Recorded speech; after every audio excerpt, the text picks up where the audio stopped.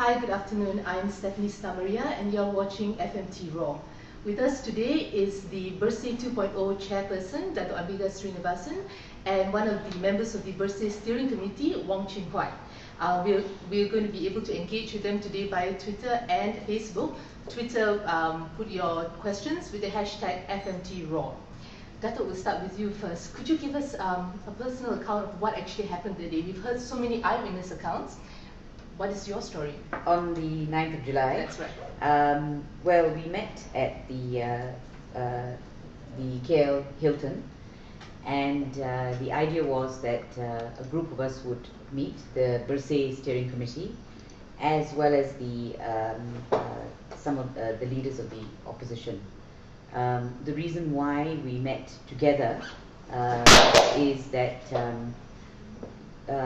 because there were security issues. In fact, initially the Bersih committee was going to make our own way to the stadium, but as it turned out, because of security issues, the PAKATAN Rakyat said to us that we really ought to stick together with them because they could actually provide security. So we were at the KL Hilton, and we gave a press conference, by which time we were aware that police were waiting for us. So we were eminently aware that we were probably going to be arrested. We knew that. But of course we hoped to make our way to Stadium Merdeka. So we gave a press conference and we made our way down. Whole group of us made our way down. We then crossed over into Central. No one did anything to us while we were in the hotel. We crossed over into Central. And we made our way down to the underpass because we were trying to get over to Brickfields. Now, then we saw the FRU ahead of us. After a little bit of a short period of time, they started firing tear gas at us. So all I remember is turning around and trying to get out. I ran towards the other end, and in fact a friend was helping me, because by that time the tear gas, I understand that about 10 to 12 rounds of tear gas was fired in an enclosed space, right, by the way, which I think is highly irregular, if not illegal and criminal. So I tried to run out, and honestly I didn't think I was going to make it because I couldn't breathe. It was quite worrying, but eventually, because I had help, I was pulled out, and waiting for me at the other end were police, who then detained me. I was then taken to the center. I'm trying to remember the name now, but and then I was kept there for a little while. I was isolated from the others, but they took my statement fairly quickly.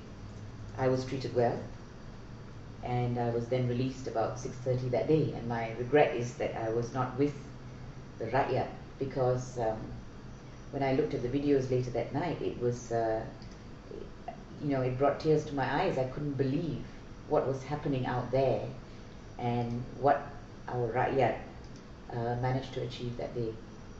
Were you following the developments as they unfolded via Twitter or Facebook before you started out? Yes, we were following the developments, so we were aware. Of course, we were aware of the lockdown. Everybody knew Kuala Lumpur was locked down, and which is why I was surprised at the numbers that turned out, because that is wonderful, you see. Because no matter how much they locked it down, you can't keep Malaysians away from Kuala Lumpur. I think that's the message. I'm sorry. Kuala Lumpur is the Rakyats, and I think they claimed that that day, and I think it was a very liberating experience actually for Malaysians. But yes, to answer your question, yes, I was in touch on Twitter and so on, so I knew what was happening. I knew arrests were taking place even before the rally. I'm not sure on what legal basis that can take place, and I know that also heard about police going into hotels. Now this is highly unusual, and ferreting people out, trying to find out who the supporters are. And to me, that's the height of intimidation. It's appalling. So we heard about that too. Was there any point when you were afraid? Before, during? You know, honestly, at that point, not before. I think the only time I was afraid was in that tunnel, because it was, I've never experienced anything like it. And you know, it was like we were treated like animals, sorry. They were firing at us laterally. Yes. Normally Yeah, you should shoot up. right. You're supposed to shoot up, but you're not supposed to shoot into an enclosed space. And what do they mean by firing at both ends? What is the meaning of that? If you want to disperse, you fire one direction, people run the other direction. Right. What does it mean when you also fire at them from the other direction? What does it mean? So that was a horrifying experience. But the other times I felt elation, I have to say. Of course, there's always trepidation, because you hope everything turns out well for everybody, because you know that there's so many people going out there peacefully, and you pray that they are safe. Okay. When Bersih 2.0 first mooted this idea of a rally, did you envision that things would unfold in the way they did on July 9? Not at all. Let me say, and I say it laughingly, because when we decided to launch, and Chin Huat will vouch for this, when we decided to launch the rally, one of the items on our agenda is, how are we going to publicize this event? And we were saying, you know, no one really knows Bersih, and then, you know, we have to do some road shows, some advertising, internet. Well, we needn't have worried, right? Because from day one, from when we announced it, the government did all the PR for us negatively, but in a way, that negative reaction to Bersih helped the cause. So to me, 9th of July was about more than just electoral reform. It was a reaction against abuse of power. It was Malaysians, it was a liberating experience for Malaysians who overcame their fear and went there, because basically what they were saying is, you are not going to intimidate us. And that was the most powerful message. And as I say, when you look at the videos after that and you read the Bersih stories, they are unbelievable. If you want one Malaysia, that was where it was. Okay. So are you saying that if the government hadn't done such a harsh crackdown, you may have not achieved the numbers that you did that day? Yes, I think, all right, let me put it this way. Because of the roadblocks, many people couldn't come in. I think there were physical barriers. So it's difficult for me to say whether the numbers would have been more or less. But when you look at ordinary person who turned out, young, old, etc., those people were really angry about the reaction to Bersih. But they were peaceful. They were all peaceful. So, yeah. Chin Huat, aside from the numbers that turned out that day, was there anything else that surprised you about July 9th? I think it's a revolution by ordinary Malaysians. So you don't see big names, you know, because many of the leaders were already arrested. So basically, at the end of the day, the real heroes there, the face of the rally itself, are those of ordinary Malaysians. You know, so you end up having like anti-Bersih, you have unfortunately our Harudin Ahmad, you have other ordinary people. There's so many personal accounts of what went on that day that move us. I've been crying for the last 2-3 days, like, when I read and I watched some of the video clips and so on. I still feel very moved. I think being Malaysian had never been so much an emotional reality as it was on that day on the streets of Kuala Lumpur. It was just a tremendous, overwhelming, empowering experience that on that day you realize and say, this is really your land. And all those people around you are your brothers and sisters. And it's never been so real. I think, as what Ambi say, what they try to do on the other side, try to intimidate ordinary Malaysians from going to the street, actually backfire. More people turned out, expecting there would be lockdown. People went to the city a night before, at least early in the morning, and everyone was expressing that kind of question, the surprise, and say, we were walking in the street, we had very few people, and we wonder how this would happen, and suddenly out of nowhere, 1,000 people, 2,000 people emerged, and it's like miracle. It's like, all these people come from nowhere, but I think exactly they came from everywhere. Okay. Yeah.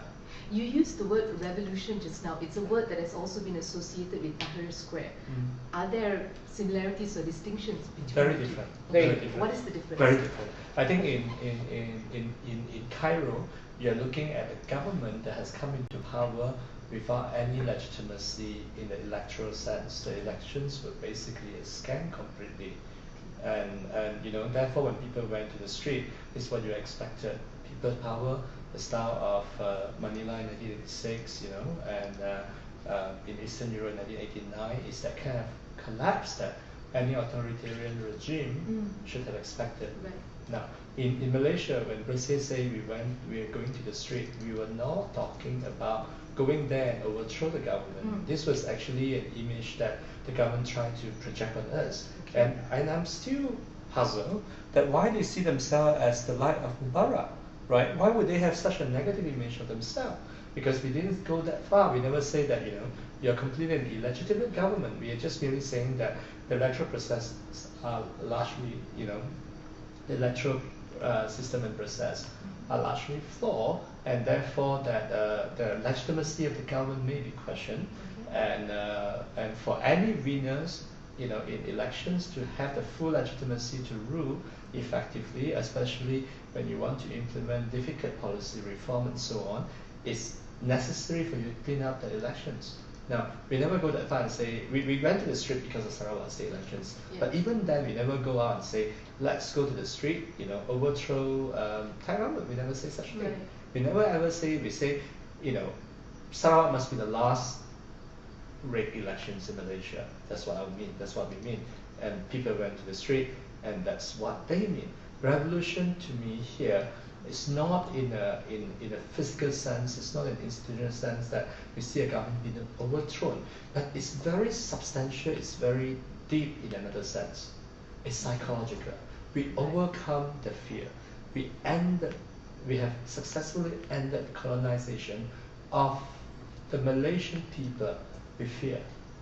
I think this is much more powerful. I would compare this. You know, I would think that. July 9 was actually much more significant. Will be much more significant in Malaysian history than even March 8 for one simple reason.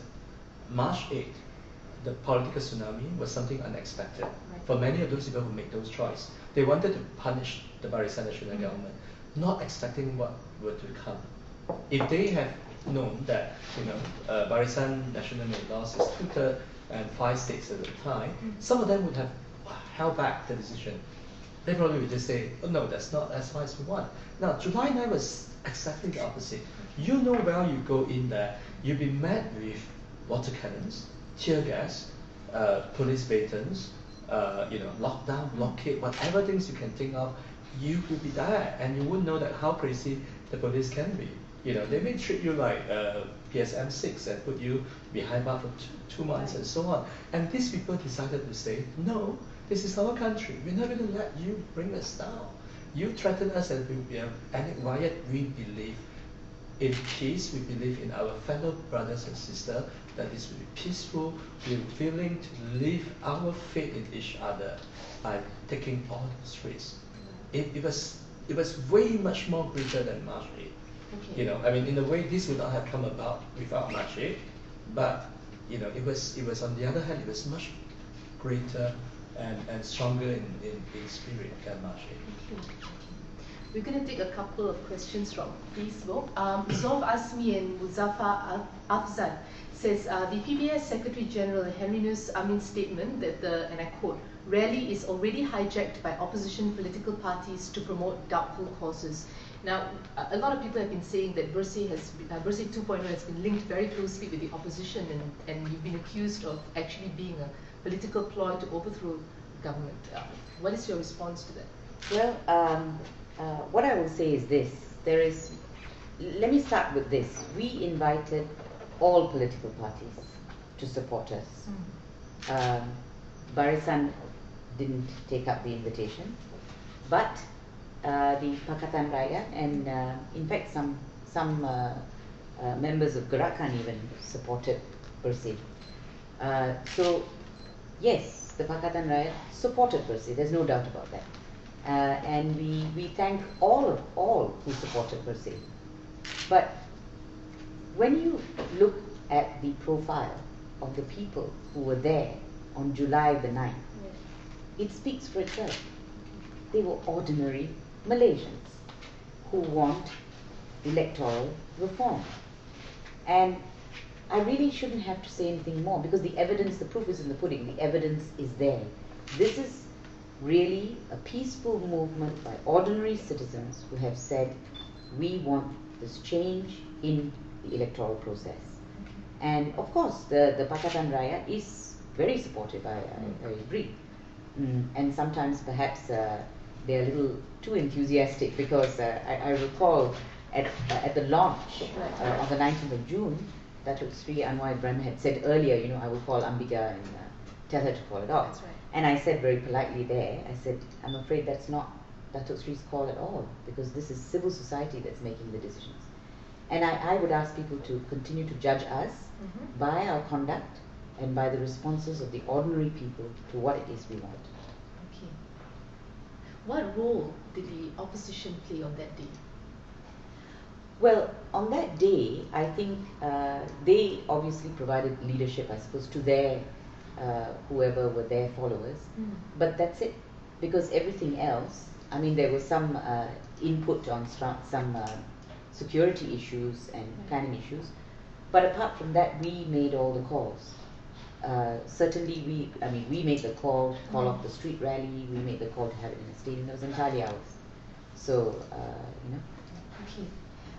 This is something that was on Malaysia Today by Raja Petra, and he said, and I'll read an excerpt from the article. He said, without the bad words. Yes, I will. We need Ambiga to stay on and to continue to head Bersih, but it is becoming harder and harder for her to do that if Bersih is going to be seen as a tool of the politicians or a vehicle for Anwar Ibrahim. The bottom line is, the politicians are slaying the goose that lays the golden egg. Bersih is all we have to achieve electoral reforms. Ambiga has to put her foot down and tell the politicians to take a hike. She has to show them who the boss is. What's your response to that?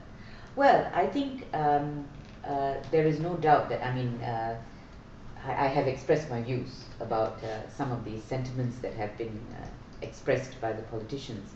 But again, you see, I think when you see our follow-up and you see the work we are going to do, it will become very clear to everybody that our aim really is electoral reform. We are going to do it by education. We're going to do it by advocacy. We are pushing for the Royal Commission, and we will continue to do that. So I take Raja Petra's views. I think we want to make it very clear that we are a civil society movement, and that's it. But that's, yeah. Okay. I don't know whether Chinwat wants to. Well, I would think we have to remember that Bersih 2.0 is but an instrument of the public to push for electoral reform and democratization in a wider and general sense. So if we do not, if Ambiga or the steering committee, but does not put our foot down, the people would. There's no way that the opposition can hijack it, because it has gone beyond this. People. I heard of anecdotes that on the street there's some people who shouted "Reformasi," and immediately they were shut up by others who say no, it's Bersih, because they want it to remain focused on the agenda. Right. And I think that in some of the things, while we are now basically pushing on reform on the federal government side. There are other reforms that actually the state government can take initiative on. So we will push on in the next stage, talking to the state governments, including those run by Pakatan Rakyat. Okay. So people would see that what we fight for is level playing fields for all parties. And UMNO and Barisan, the day when they becomes opposition, they will thank us because we make their life better. We don't know when they will come.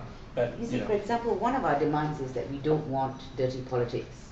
That applies to everybody. Right. We're talking to both opposition and government candidates. So that's something that we are pushing for. But let me also add this. I think this demonizing of Pakatan Rakyat, we have to be careful too. They are also Rakyat Malaysia. Are you saying that they have no right to ask for clean and fair elections. That cannot be right. That cannot be right. Everybody has a right to do that. So I think people shouldn't overplay the Pakatan Rakyat card, as it were, and downplay the importance of Bersih because of that. Okay. And I would say, folks, watch the space. You will see how this develops. Let me tell you why. Because honestly, the Rakyat have taken over this movement. The Rakyat have taken over this movement. And that's what you're going to see. Okay. Question from Joseph Wong. After Bersih 2.0 rally, quite a few public statements have been made concerning the possibility of Bersih 3.0 by some political leaders of Pakatan Rakyat, and not from you or Bersih as a civil and non-political movement. Isn't this seen as a political hijack as accused by the BN people? Your comment? I actually had a chance to meet with Mohammed Sabu, who made that call, and he clarified to me and said that he was merely suggesting that if the government, the federal government, does not respond to our demands, then eventually this may happen. Okay. And certainly Bersih 2.0 is misleading because 2.0 refer to the organization and not the rally.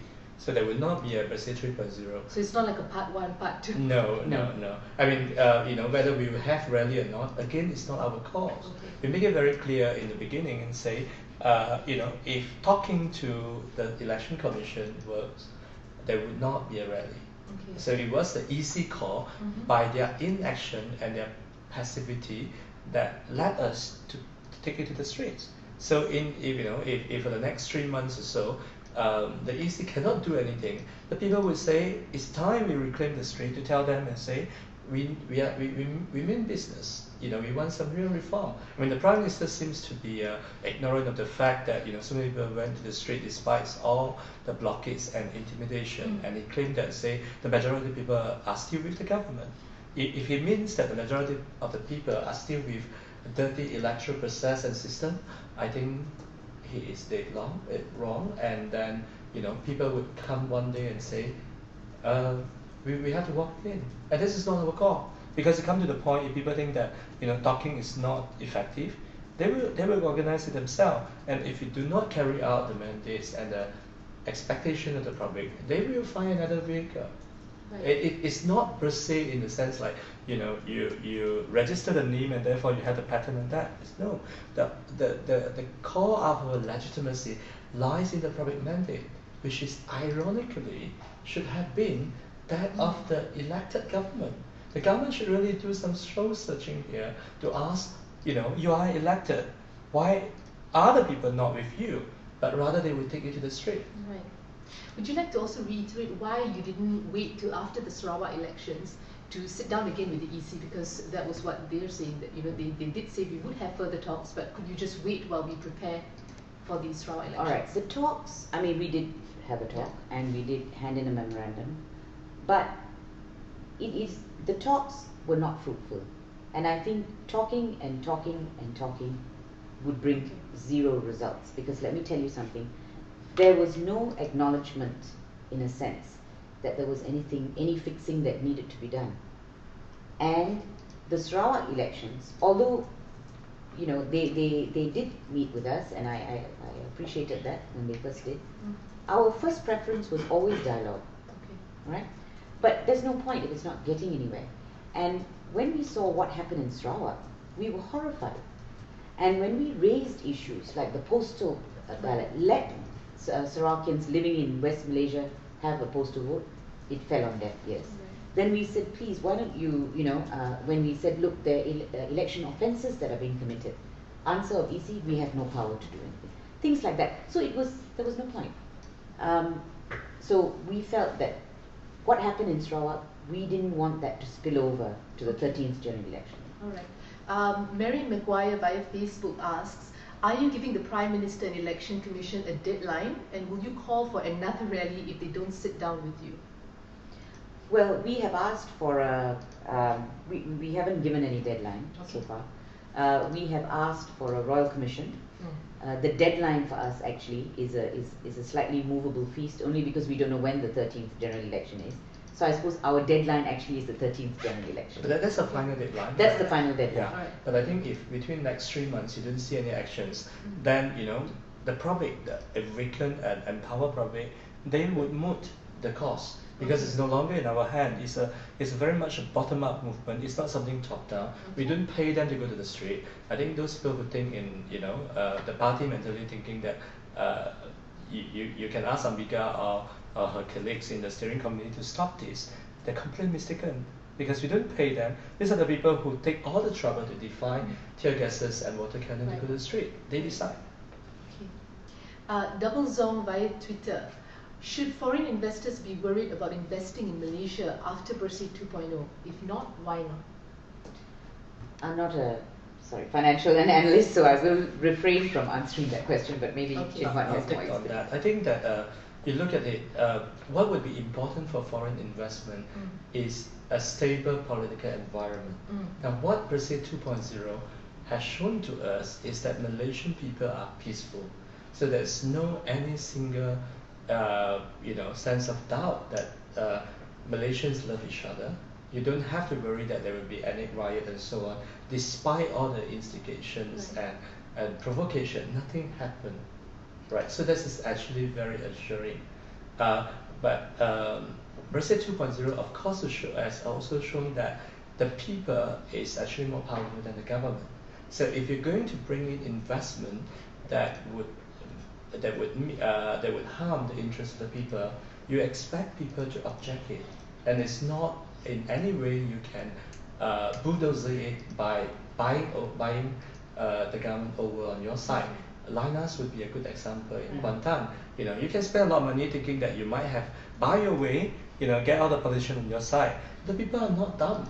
There's no way you can actually get it through. So I think that's positive. Also, I would imagine that it's now important how the government responds to provide the stability, and I think a mature response will be what investors are looking for. Yeah, because it means that if the government is serious about electoral reform, that means that you can expect the next government formed by whichever party would have the full legitimacy to implement the policies mandated by the electorate. So that's good. Okay. Double Zong has another question. What concrete moves do you have after the war? The PSN members are still being detained. Yes. In fact, I would say our first two priorities actually is really to move to secure the release of the detainees, because that it is wholly unacceptable in this day and age for them to be detained under preventive detention laws for having a pamphlet, for goodness sakes, a Bersih pamphlet. And t-shirts. And we are getting reports, and we're very unhappy because we are very unhappy with the way they're being treated. We're getting some reports that are very disturbing. I mean, what is this? In this day and age? And these are the things, these are the responses of the government that I'm talking about. If they release them today, now, that will be positive for the government. This is one response they must make. The second priority issue for us is actually, which also flows from Allahyarham Saudar Baharudin's unnecessary, needless death. For us, he's a hero because he really died for the cause. Now, we think that the police brutality on 9th of July is an issue that must be investigated. And so we are going to Suhakam with a report on that, and we're asking Suhakam to look at that. But yes, I agree. I think the Bersih rally was a success, but these are the two things that are still, the death of our brother, and as well as the police brutality, and the 6 who is still something we need to agitate for. The release of these people. The demonization of PSM to me is really something of the past. It's caught in the Cold War mentality. This is McCarthyism, the Malaysian version. I think it needs to end. If there's any real threat to our foreign investment, it's a government that get caught in the past, that cannot move on when the whole world is already in 21st century. So we would definitely take this to the public to show to the rest of the country that why it's not only wrong, unjust, but it's also against the national interest of this country to have a legitimate party being persecuted and witch hunt as PSM is. Can I add one small point? Malaysia is on the Human Rights Council. Okay, so we and the whole world is entitled to expect a higher standard of human rights from Malaysia. How are they going to explain these 6 detentions? I cannot understand it. I cannot understand. They're endangering their seat on the Human Rights Council, I think. Okay. There's someone called Truti. She wants to ask, how about Bersih compiling all the wrongdoings by the Election Commission on a web page with an option for the Election Commission to respond to it? It's a suggestion. We are definitely compiling, evidence of electoral frauds and so on, and we will put it up on our webpage, bersih.org. We certainly would welcome EC to respond. We are not sure whether they would actually respond to it on our website, but we are open for an open dialogue or we prefer an open debate. Yeah. You mentioned a publicly televised debate. We right? prefer that because then it's dynamic and people can ask and answer. You see, one of the issues that we're very concerned about EC, one of the things earlier that we were concerned about was their independence. That's right. And unfortunately in this saga they have shown they're not independent because they keep playing the government line, Bersih, why are you with Pakatan Rakyat? Push away Pakatan Rakyat, then we'll talk to you. Well, they should be talking to everybody, including Pakatan Rakyat. So they are supposed to be above partisan politics. And despite us coming out and saying that, they keep repeating that. So under our federal constitution, the king is supposed to appoint commissioners who enjoy public confidence. Now when they do things like this, I can guarantee you that confidence will suffer. The confidence in the EC has already suffered and will continue to suffer. Okay. We're also getting a lot of questions on Facebook about what's next for Bersih. So you're saying that another rally is nowhere in the near future. No. What are the next steps in pushing the 8 demands and the memorandum as well, the handing over the memorandum? Well, we told you about the 2 priority issues, Yes. which we will deal with. We are pushing for the Royal Commission. What we want are experts who will look at the process and come up with full recommendations. Because otherwise you're going to have EC saying one thing, we saying one thing, and it's going to go back and forth. Right. The best is get these experts, get them to come up with something. Then we have asked for Saturday to be declared a yellow day. We've asked everybody to wear something yellow, yellow flower, yellow band, to keep the momentum going so that people don't forget that this is important. Now, apart from that, we are pushing for voter registration. It is critical that the public, as someone said to me, if all those 50,000 or 100,000 people who turned up, if they tell 5 people to go and register, you're going to bump up the number of vote. So voter registration is important. We're also going to do awareness and advocacy, which is basically holding seminars and going around the country, because a lot of people have questions about the 8 demands and we want to answer those questions. So those are the initial things that we're going to do, and we need to monitor it as we go along to see what the responses are. Okay. What about the memorandum that was meant to be handed over? Yes, we're trying to make arrangements to hand that over. Okay, all right. Okay, we're going to wrap up the interview now, but we've got a few dedications to you. Ellen JP Stanley says, I have the utmost respect for your fight for the cause. Parvin Nair says, I am a big fan and you're doing a great job. Kane JKP says, you're the Malaysian version of Aung San Suu Kyi. And Elvin Ng Lai Un says, I would vote for you as Prime Minister.